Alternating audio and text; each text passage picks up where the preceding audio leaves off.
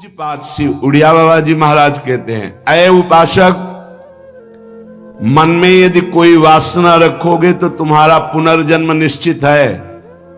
बहुत ध्यान से सुनिएगा, ये बड़े न्यायाधीश हैं, ये ब्रह्म प्राप्त भगवत प्राप्त महापुरुष जो बोलते हैं, यही प्रमाण माना जाता है।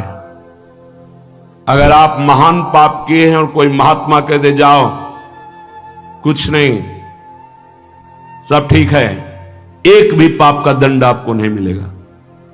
सच्ची माना ना, ये न्यायाधीश हैं, ये बड़े बड़े महापुरुष, इसीलिए इनसे जो लाभ मिलता है वो भगवान से भी बढ़कर लाभ कहा जाता है। क्योंकि भगवान में तो जब पूर्ण शरणागति होती तब हम तो हम सर्व पापे भ्यो मोक्षयिष्यामि मा शुचा, और पूर्ण शरणागति यही महापुरुष जन कराते हैं। एक एक शब्द पर कभी संशय मत करना, ये जीवन का वो सूत्र है जिनके आधार पर बाल्यावस्था से चला गया है। अय उपासक, अय साधक, मन में यदि कोई वासना रखोगे तो पुनर्जन्म तुम्हारा निश्चित हो गया है। होश में हो जाओ। वासना, ये भोग लूं, ये देख लूं, ये चाहत है, इसके सिवा हम नहीं कुछ पसंद करते, इसके बिना हम नहीं जी सकते, ये सब वासना। हिरण में ममता हो गई तो भगवान के पुत्र हैं, भगवान ऋषभ देव जी के पुत्र हैं भरत जी महाराज, अगला जन्म हिरण का हुआ। स्त्री में आसक्ति हो गई पुरंजनी में, तो पुरंजन का अगला जन्म स्त्री का हुआ। अगर कोई भी वासना है आपका जन्म होगा, प्रमाण सहित कहते हैं बाबा। प्रार्थना करते हैं कोई वासना रहने न पावे, नहीं तो अगला जन्म हो जाएगा, बड़ा निकृष्ट भी हो सकता है। हम एक बहुत बड़े महात्मा की बात बता रहे हैं, बाबा कह रहे हैं, जब हम राम घाट में रहते थे गंगा की, तो एक बड़े अच्छे महात्मा वहां थे। उन्होंने एक अपनी कुटिया बना रखी थी। एक दिन उनके कोई बड़े धनी मानी भगत आए और सोने की कई मुहरें चरणों में रखी, भेंट में रखी। उन्होंने सोच करके ले लिया कि संत भंडारा करेंगे, और गीता जी के एक बस्ते में बांध कर रख दिया। वस्त्र को आवेष्टित करके ग्रंथ को जब रखा जाता है तो उसे बस्ता कहते हैं। एक रस्सी होती है और उसको जब ऐसे करके कई बार लपेटा, उसी में वो स्वर्ण की मुद्राएं रख दी, मोहरें। सोचा कि कभी समय आएगा तो हम भंडारा कर देंगे। कुछ संतों ने उनसे कहा चलो तीर्थ यात्रा करने बद्री नारायण चलते हैं। चिंतन में आया कि वो मोहरे रखी, भंडारा करना था, पर संतों से कह नहीं पाए, और चले तो बद्री नारायण नहीं पहुंच पाए, रास्ते में ही प्राण निकल गए। प्राणों का क्या भरोसा, कौन सा कदम आखिरी होगा किसको पता, कौन सी श्वास आखिरी होगी किसको पता। इसलिए बहुत चतुर सुजान वो हैं कि कोई संकल्प नहीं रहने देते, नहीं रखना चाहिए। चतुर सुजान साधक, कल हम ये करेंगे, नहीं नहीं, अगर श्री जी ने चाहा तो कल ऐसा हो जाएगा। शब्दों में बंधना, शब्दों में ही मुक्त होना, संकल्प में ही बंधना और संकल्प से ही मुक्त हो जाना, दोनों बातें हैं। कल मुझे अमुक जगह जरूर जाना है, तुरंत अंदर से हाँ श्री जी ने चाहा तो जरूर चले जाएंगे। वाणी से भले चूक हो जाए, अंदर से चूक नहीं होनी चाहिए। तत्काल आराध्य देव को बीच में लो, नहीं फंस जाओगे। एक बार भी आराध्य देव को बीच में नहीं लिया, रास्ते में प्राण निकल गए। चिंतन चल रहा था कि लौट के आएंगे, तो स्वर्ण मुद्राएं जो रखी उनको बेच करके फिर भंडारा करें। सदिच्छा भी नहीं रखनी, ये बहुत सूक्ष्म विषय है। अब उनका शरीर छूट गया। शरीर जब छूट गया तो शरीर की अंतिम क्रियाएं हुई जो संत की होती। 16 दिन बाद कुछ संतों को प्रसाद पवाया गया। महीना व्यतीत हुआ महाराज की कुटिया की, जो सेवा सफाई में, तो बस्ता एक ऊंचे पे दिखाई दिया। देखा कि गुरुजी की गीता रखी हुई है। कोई बात नहीं है, कभी समय आएगा तो पढ़ेंगे, गुरुजी की गीता है। रात्रि में स्वप्न हुआ उनके शिष्य को, बेटा मैं पतित हो गया, चूक हो गई। अंतिम समय स्वर्ण मुद्रा का ध्यान होने के कारण मैं सांप बनकर उसी बस्ता में बंधा हुआ हूं। जब तक स्वर्ण मुद्राएं बेचकर संत सेवा नहीं करोगे, मुझे सांप की योनि मिली है। पूज्य पादुड़िया बाबा भी वहीं रामघाट में थे। उन्होंने स्वप्न सुनाया कि ऐसा ऐसा गुरुजी का स्वप्न देखा। सब संत एकत्रित हुए, सबके सामने जे ही बस्ता खोला गया, सही नवीन अवस्था का सर्प हड़काड़ के खड़ा हो गया। स्वप्न सच्चा निकला, क्योंकि वो आदेश हुआ था गुरुजी का। वो एक स्वप्न नहीं था, वो एक आदेश था। इसलिए सब संतों को एकत्रित किया था कि ऐसा कुंडली मारे, फन काढ़े उन्हीं स्वर्ण मुद्रा के ऊपर। वही महात्मा जी चूंकि स्वप्न में बता चुके थे। उस वस्त्र में देखा गया कोई छिद्र नहीं था जिससे सर्प घुसकर पहुंच सके स्वर्ण मुद्रा तक, क्योंकि कई लपेट होते हैं बस्ता में।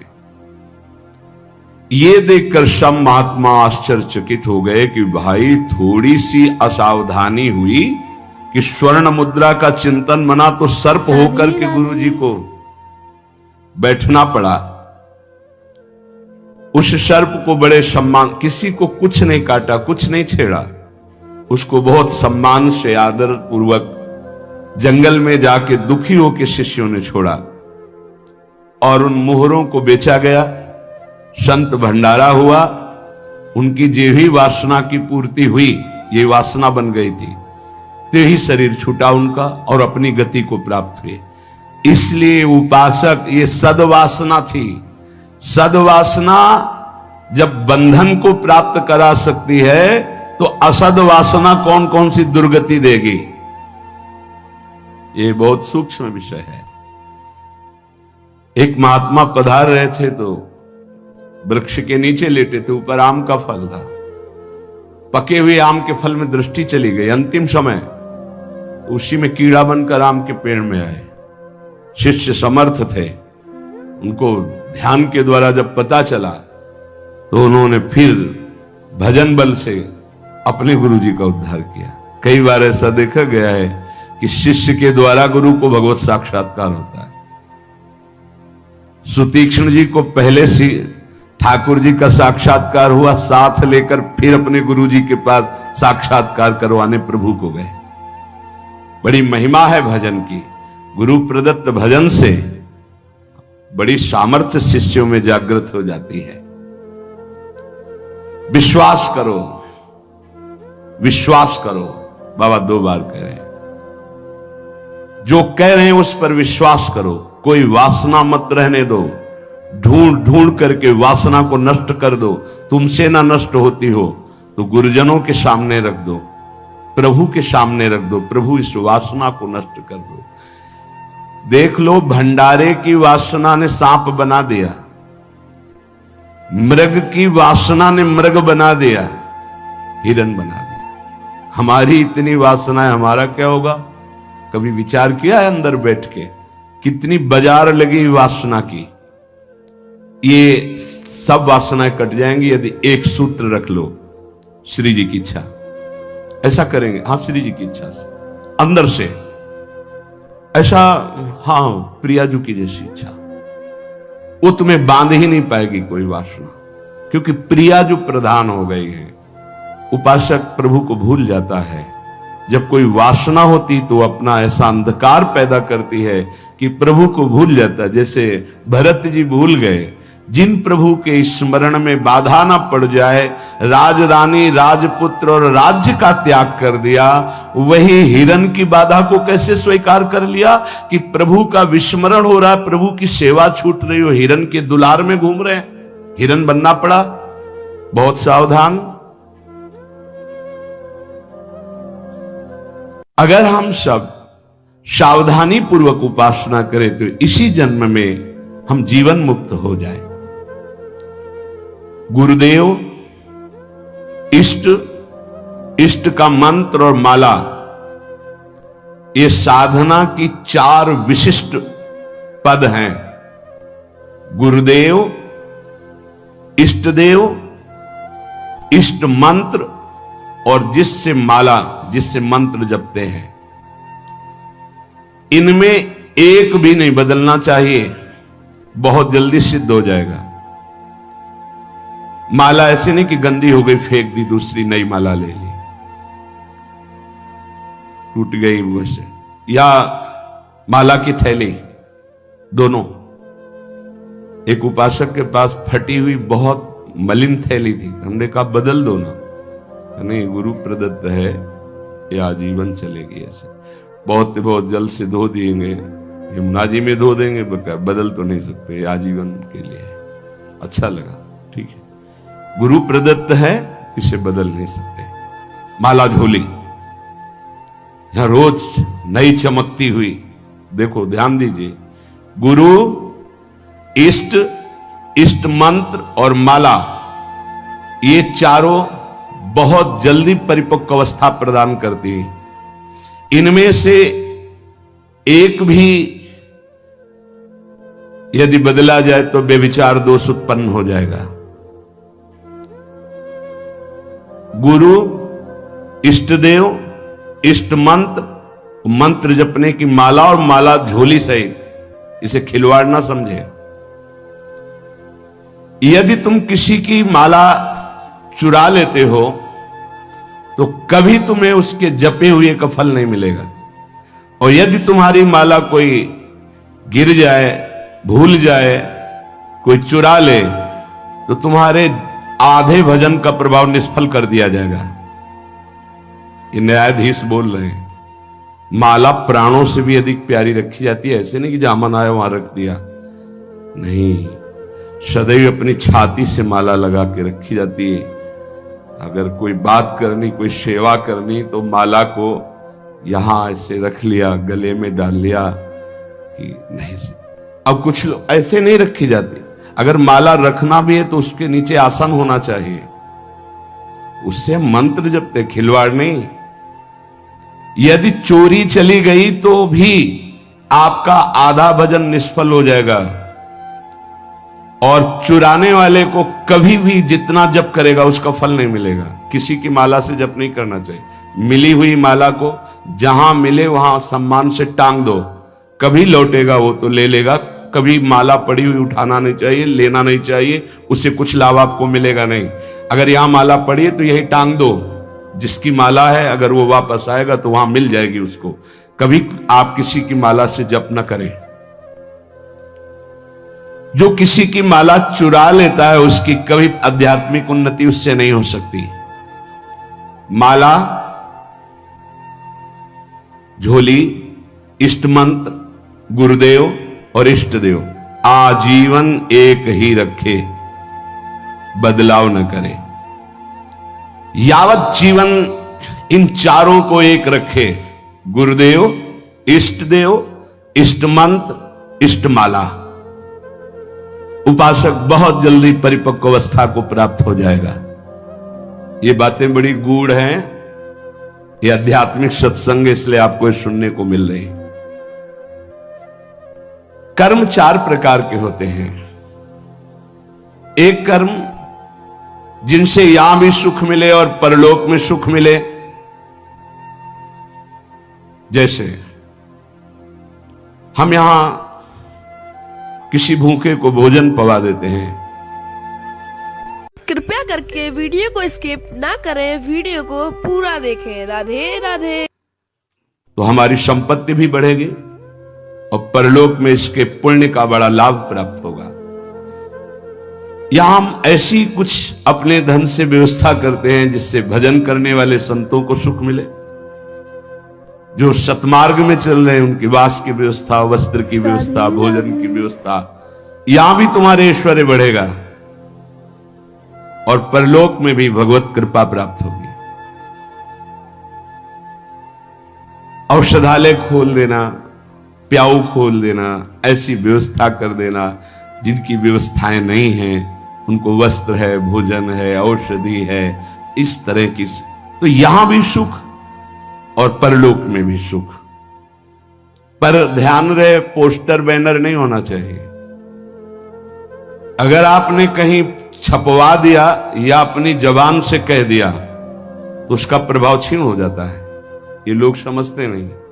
आपने वृंदावन आए, 100 संतों को भोजन पवाया, इसके बाद पूरे गांव में 4-4 जगह बैठ के, कि वृंदावन गए थे, 100-2 संतों को ऐसा पवाया, संत भी कह रहे थे कि वाह भाई, और 100-100 रुपया भेंट दी।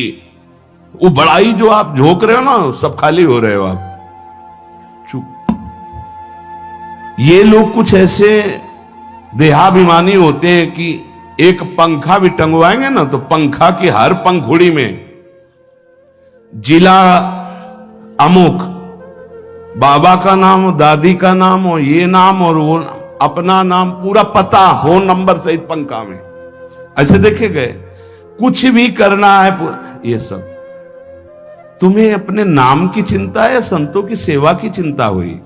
तो ये ध्यान रखो, जिनमें यहां भी सुख मिले और परलोक में सुख मिले, उसे सत्कर्म कहते हैं। सत्कर्म गुप्त होना चाहिए, पर अभिमान गुप्त होने नहीं देगा, पक्का।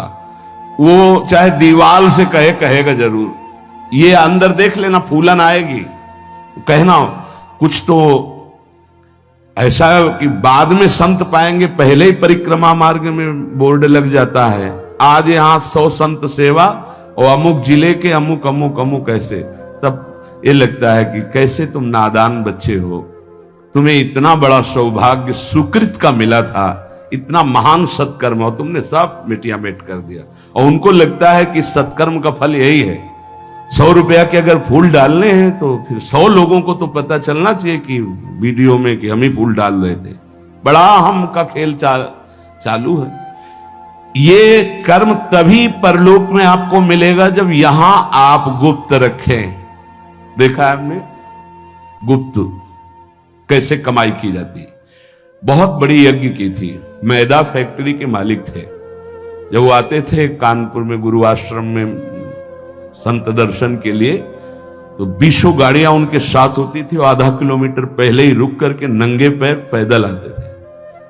जब वो यज्ञ करवाए तो एक हाथ में झाड़ू सोहनी और एक में डलिया, और जो ऐसे खा पी के दोना पत्तल फेंक देते वो उठाते।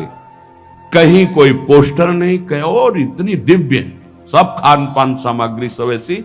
और वो केवल चेक करते थे अपने कार्यकर्ताओं का, झाड़ू लिए हुए वो लिए। कोई जैसे पूछता यज्ञ कौन करवा रहा, तो बोले हमको तो यहाँ दोना पत्तल फेंकने की सेवा मिली, हमें तो पता नहीं। कोई जान नहीं पाया कौन करवा रहा है। अपने लोग इसलिए जानते थे कि प्रेरणा से हो रही थी। ऐसे सत्कर्म की कोई जान ही नहीं पाया कि किसने करवाई यज्ञ। और इतना बड़ा खान पान, कानपुर महानगर जहां लाखों लोग खाते पीते, उनके पास कोई कमी नहीं, कहीं भी कोई अभिमान का लेश मात्र नहीं। दूसरा मतलब पहला है जो इस लोक और परलोक दोनों में सुख प्रदान करे, वो ऐसे धार्मिक सत्कर्म। दैन्यता की मूर्ति, साधुता अपने आप आ जाएगी जब आप ऐसा समर्पण करेंगे। कितने ऐसे, एक नहीं कितने ऐसे जिनको ये है नहीं कि हमारी जानकारी कोई कि हम कुछ सेवा करते हैं। अहम को पुष्टता चाहिए।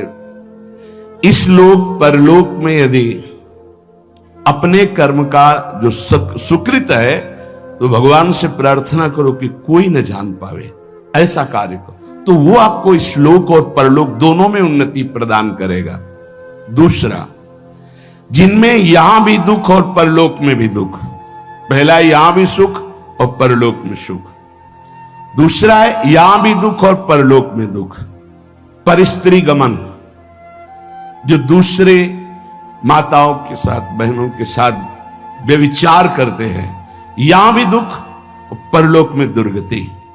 अगर गृहस्थ हो तो एक पत्नी जो आपने पाणी ग्रहण किया है, बस।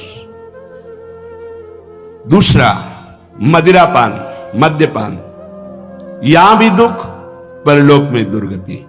द्वैत कीड़ा, जुआ, यहां भी दुख, परलोक में दुर्गति। हिंसा, मांस खाना, यहां भी दुर्गति और परलोक में भी दुख। देख लेना, खूब मांस खा लो, फिर तुम्हारा मांस जब अंतिम समय सड़ेगा ना और तुम्हारी जब दुर्गति होगी तब तुम्हें पता चलेगा। अभी तो खा लो, अभी तो तुम बातें बना लो, समय आएगा तब तुम्हें ऐसा जलाएगा। कभी कभी ऐसा लगता है कि ये मानव देह केवल संत कृपा से ही लाभ ले सकता, अन्यथा नहीं ले सकता। ये कोई पक्षपात की बात नहीं। जिनको संत समागम नहीं मिला है, पूरा पशुवत जीवन व्यतीत हो रहा है, पशुवत जीवन। बस इतना लक्ष्य है, कितना भोग भोग लें, कितना विषयों का सेवन कर ले, बस इतना ही उनका लक्ष्य है। वो चाहे पैसे के बल से, वृद्धावस्था पैसे के बल से, वही विलासिता, वही भोग, सोच नहीं रहे कि किस लिए आया था, क्या करना। यहां भी दुख और वहां भी दुख। जो दूसरों को दुख देता है, हिंसा करता है, व्यभिचार करता है। राधे राधे। श्री परम पूजनीय प्रेमानंद जी महाराज के सत्संग सुनने के लिए हमारे चैनल को सब्सक्राइब कर लीजिएगा और बेल आइकन के नोटिफिकेशन को ऑन कर लीजिएगा, जिससे महाराज जी की वाणी को आप तक पहुंचाने में हमको सहायता हो।